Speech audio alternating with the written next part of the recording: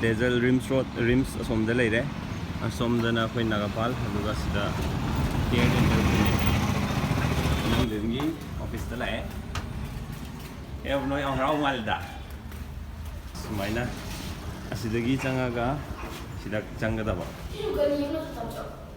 si steer go leira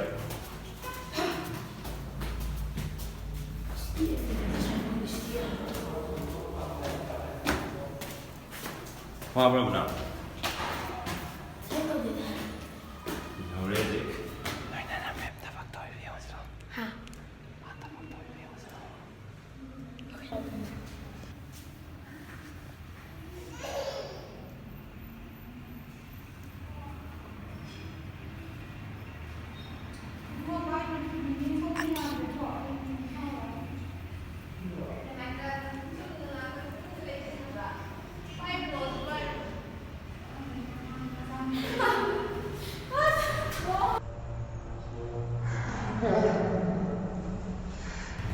Suppose Sunday one ko.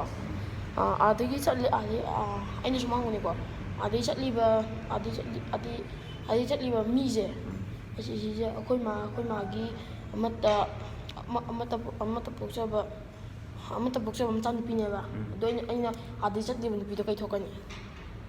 Sister. Yes. Ayam lain ni. Abu mau ora. Question dong video tu. Ayun ang nahangdalina. There are 40 cows in a field, 28 chicken. How many dozen? There are 40 cows in a field. 40 cow. 28 chicken. How many dozen? Dozen aja kan berputuk tu na. Angka lah kaya question ja, muna tahu ka. Okay ba, ayang dozen ni. Ada question je muna tahu ka. There are 40 cow in a field, 28 chicken. How many dozen? Si putang dong itu aja. 40 orang ka. Cow gitu 20 chicken gitu. Question je angka lah kaya ka, muna tahu ka. There are 40 cows in a field, 28 chicken. How many dozen? Kalau kan banyak dozen tu tang haro. Muna tahu ka, amuka hagi ka. Hangba. There are 40 cows in a field, 28 chicken. How many dozen?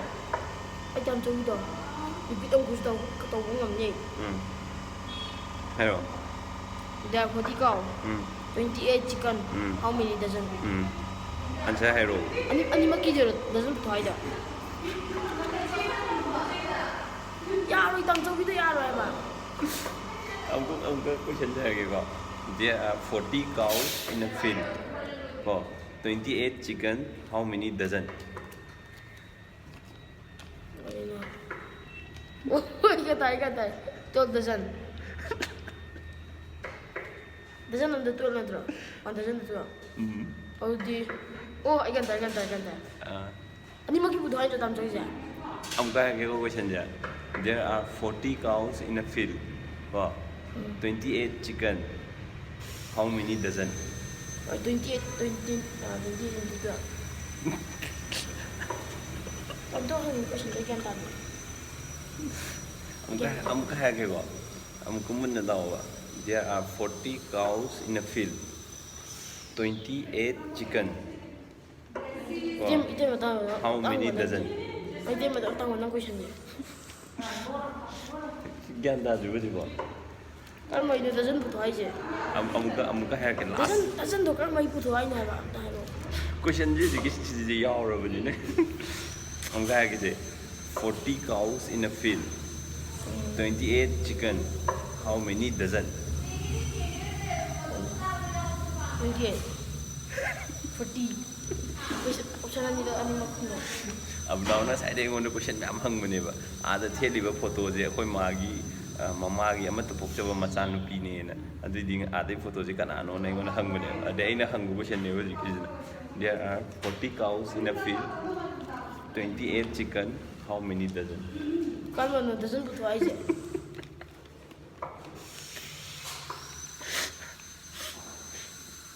ꯍꯥꯏꯕꯤꯔꯣꯔ ꯅꯪꯒꯤ ꯑꯗꯨꯝ ꯇꯥꯗꯧꯔꯗꯤ ꯑꯁꯤ ꯍꯥꯏꯕꯤꯔꯣꯔ ꯍꯥꯏꯔꯣ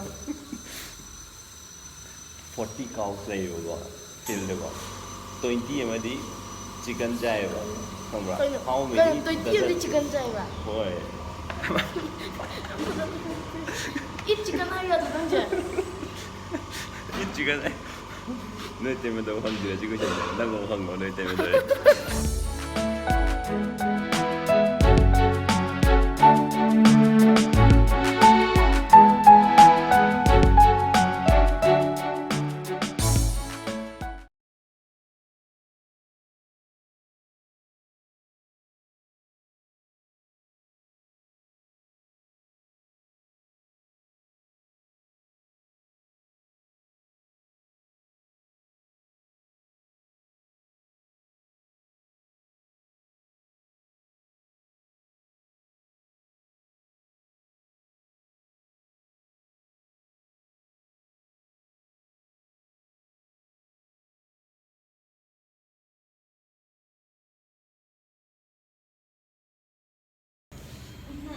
Ông nói cái lâu lâu của ngoài rồi ngoài bên ông nói nó không có question với em thì đừng cố ngầu rồi cái 이래봐 사이 타고 오니까 누가이브라 누가이브라 khăn đến ngoài rồi 또 지금 지나면 되냐 누가이브라 그지 à cái question cái cảm nó hăng cái gì ông nói cái khăn điểm như gì anh question năm hăng gì vậy chân gì thế này 야 성민이 아 제일 강한 거니만 năng khăn rồi đấy cậu cái cam cậu kia gì hả